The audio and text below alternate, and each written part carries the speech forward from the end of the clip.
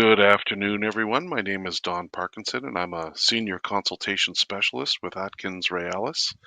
Today, we are continuing our series of live stream topics on the Northern Road Link project as it moves through the provincial environmental assessment and federal impact assessment processes. The topics we are covering parallel our project activities, so we hope these will help our viewers and listeners better understand the project and provide input along the way. Now, Jennifer, my usual co-host, is not with me today. She's on assignment. So why don't we get started? Today we're going to talk about the acoustic environment studies that we're undertaking as part of the environmental and impact assessments. So as we normally do, we're going to do a quick run through of what we are going to talk about today. So acoustic environment primarily consists of noise and vibration studies. And so we're going to talk a bit about, as an introduction, talk about the spatial boundaries. So the land and water area over which the studies will be conducted. Talk about the temporal boundaries. When we talk about temporal, we're talking about time. We're going to talk about noise guidelines, vibration guidelines, talking about measuring background noise levels, the noise monitoring locations, and then mitigation methods. And then finally, we'll wrap up with how you can contact us. But as usual, what we're going to do is provide a little background on the project just to get everyone up to speed if they're not familiar with the project or if they haven't been checking in on a regular basis. So the Northern Road Link is a proposed all-season road in Northern Ontario that sits on Treaty 9 land. It connects the Ring of Fire mineral deposits to the all-season highway network through the Martin Falls Community Access Road. And at the same time, and I'll explain a little bit later on, it provides an opportunity for Webequie First Nation to connect to the all-season highway network. And again, I'll explain how that would happen. This project has two proponents, Martin Falls First Nation and Webequie First Nation. Both of these First Nations are remote, and they're both about 500 kilometers north of Thunder Bay in different directions, slightly different directions. And this project is, in fact, subject to an environmental assessment and impact assessment. Environmental assessment being provincial and impact assessment being federal. So there have been numerous past studies in the area where this project has been proposed, looking at the area as a transportation corridor. And in 2020, Ontario, Martin Falls First Nation, and Webequie First Nation agreed to work together and conduct a provincial environmental assessment for the project. Now, as I mentioned before, the Northern Road Link project does not sit alone. It is associated with two other all-season road projects that were initiated at different times for different reasons. And the first project that went into an environmental assessment or impact assessment was what's called the Webequie Supply Road. And this road runs from Webequie First Nation, from the airport there, southeast to the McFalls Lake area, east of the Mukotai River. And it's at that point where the Northern Road Link would connect and then run south to connect with the Martin Falls Community Access Road, which runs from the provincial highway and a series of resource roads all the way up to Martin Falls. So all it's three separate projects, again, all initiated at different times for different reasons, but when they connect together, it would result in Webequie First Nation being connected to the provincial highway network. The Ring of Fire Mining development area would be connected to the provincial highway network, and Martin Falls First Nation would be connected as well. And the general purpose of the Northern Road Link would be to enable activity by economic activity by allowing the transport of goods, services, efficient transport of goods, services, and resources. And as we know from other projects, all-season road projects, it's more than just a two-lane road. This would be an all-season road. It would range in length between 117 and 164 kilometers. And the reason why I'm providing a range is that we're just in the process of finalizing the preliminary road segment alternatives right now. And once these are all finalized, chosen, and connected, that would allow us to determine the actual length of the road. So right now it can range anywhere from 117 to 164 kilometers. In terms of water crossings, there would be, of course, numerous water crossings through culverts and bridges, but the biggest crossing is that of the Attawapiskat River, which is more than 200 meters wide. And then, as with other all-season roads, there would be what you call ancillary infrastructure, which would be both temporary and permanent. And ancillary refers to um, uh, additional infrastructure required beyond the road. So, in our case, we're talking about storage and laydown areas during construction, where materials can be stored and equipment can be laid down for use on the project. These are typically associated with construction camps, which of course are temporary. That's where the workers are housed. These would be located at different locations along the road. Maintenance facilities and yards, these would be uh, permanent facilities strategically located to ensure that the road is serviced efficiently. There would be access roads, and these access roads are used to access um, areas such as aggregate pits and quarries, where material to use is extracted to build the road. So these access roads would also have, if they cross water courses, they would have culverts and bridges associated with them as well too. So there's quite a bit of ancillary infrastructure associated with the all-season road itself. And as I talked about, the alternative corridors, if you can see the map on your screen there are in some sections of road, there are alternative corridors. So we're in the process now. We've almost finalized the selection of the road segments, which, when connected together, would lead to the Ring of Fire, and then we would have a finite length for the road. So let's move now to our topic for today, which is air, noise, and well, actually noise and vibration, not air.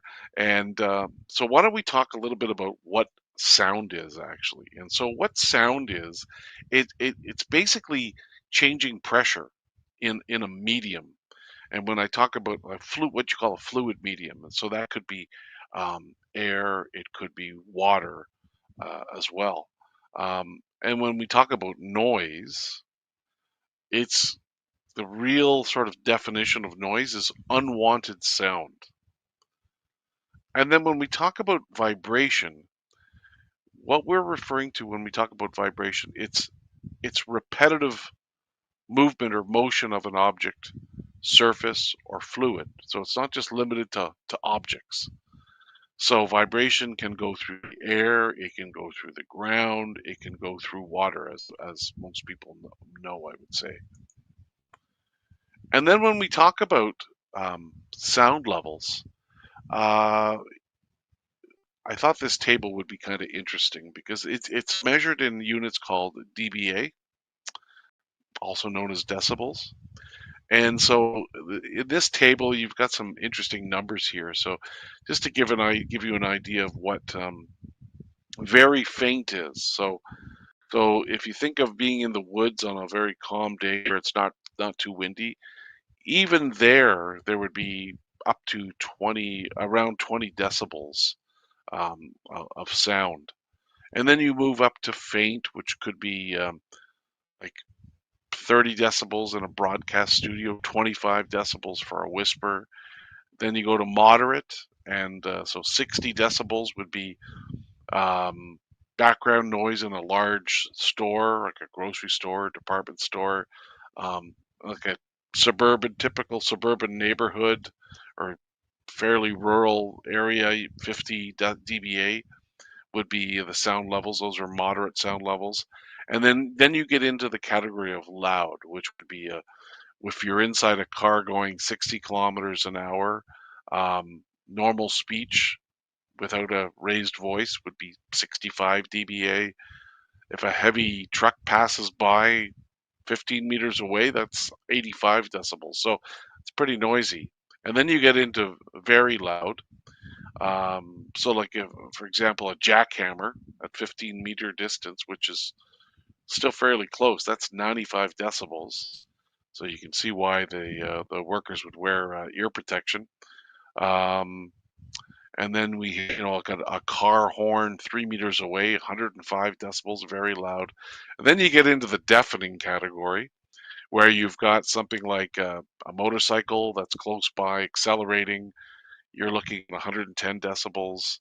If you're at a rock concert, the highest level you typically would get is 115 decibels. Um, and then where you would actually feel pain in your ears is around 120 decibels. So that gives you an idea of sound levels and their measurements and what they compare to. Let's now take a look at the noise and vibration spatial boundaries. So when we look at noise and vibration, they're a little bit different than maybe other valued components or things that we study, in that the regional study areas and the local regional study area and the local study area are the same, because these are very localized effects. So they don't have really a regional impact, very, very localized. So that kind of makes them quite unique. And then, so in terms of temporal boundaries, when we're talking, that means we're talking about time. So time boundaries for the studies. And in the case of a road like this, there would be the construction phase, and then the operational phase. And so you get the assessments for noise would be done during both of those. While with vibration, because most of the vibration created is really occurs during construction, whether it's heavy equipment use or blasting at quarries in order to get the rock that's used for creating the road material, the road base material. And then typically the construction phase for a project like this is 3 to 10 years. And so the operations and maintenance fee for a phase for a road like this is typically considered to be the lifespan of the road, which would be 75, approximately 75 years. So when we talk about noise, and we try to look at potential effects of noise effects from the project, we typically use guidelines, and these guidelines are established by government. So for example, with the road, there's really three sets of guidelines. There's the MTO Environmental Guide for Noise. There's the MECP MTO protocol for dealing with noise concerns during the preparation, review, and evaluation of provincial highway assessments. And then there's the Federal Health Canada guidance for evaluating human health impacts and environmental assessment, focusing on noise.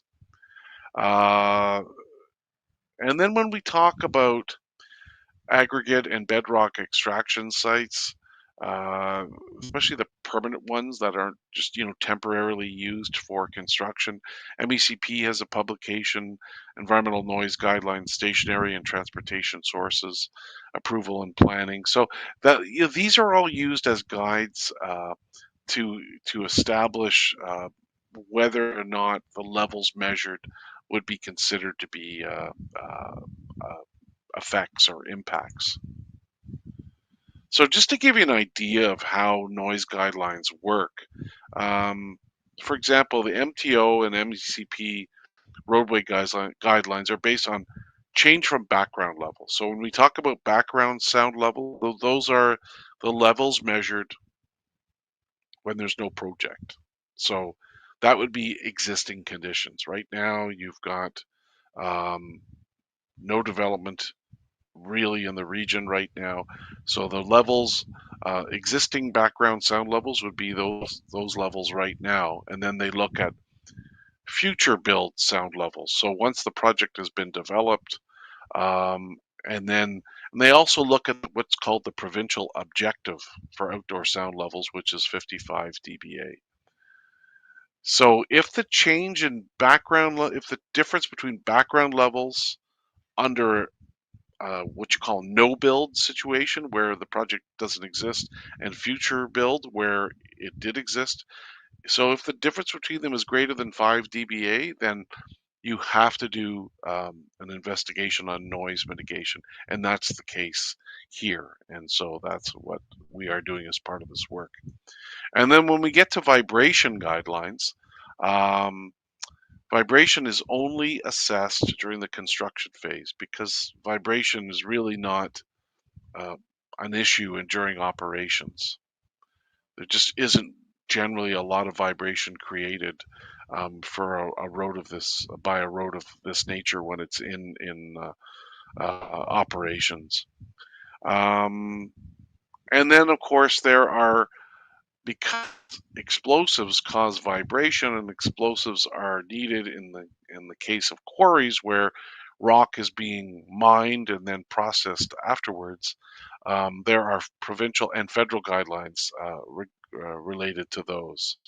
So there are guidelines regarding from MECP, that's Ministry of Environment, Conservation and Planning, on blasting. MTO has guidelines on the use of explosives, and Department of Fisheries and Oceans has guidelines for the use of explosives in and around water bodies as well. And in terms of measuring background noise levels,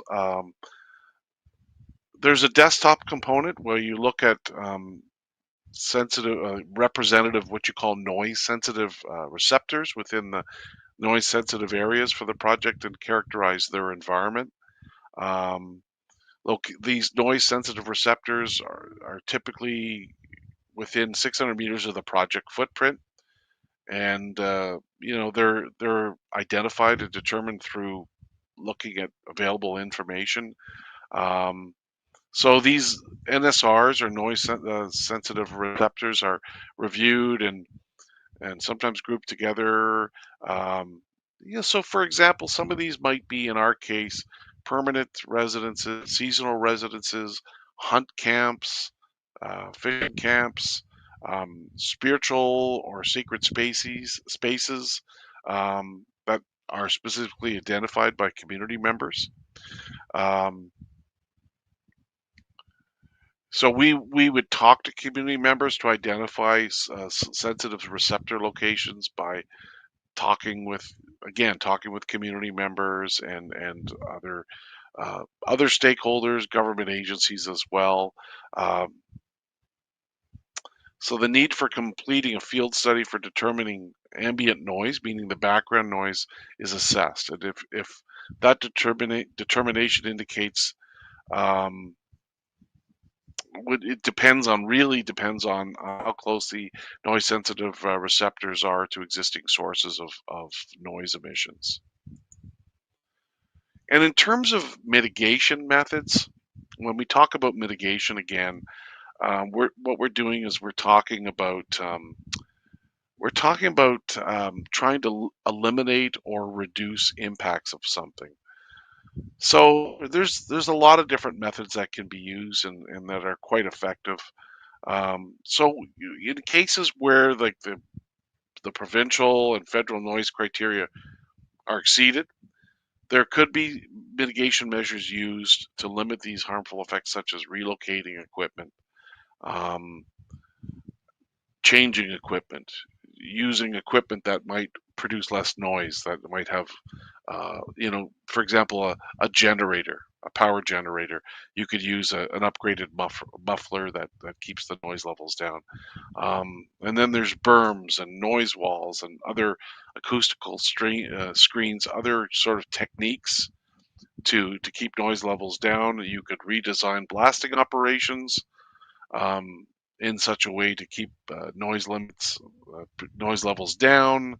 Um, you could develop a custom construction code of practice where you set up emission noise limits for equipment, where um, you could have noise and vibration guidelines for blasting, particularly in proximity or close to like water courses where there's fish and fish habitat. Um, you could set limits on construction operating times. Uh, you could select equipment and maintain equipment in a different way to keep noise levels down, and then procedures for dealing with complaints about noise as well too. So there's lots of different mitigation methods to be able to control any issues related to noise. So that wraps up today's discussion of the Acoustic Environment Studies, and we hope this was helpful, and we hope it encourages you to join us again next week when we discuss the Indigenous Knowledge Program. So that'll be a really interesting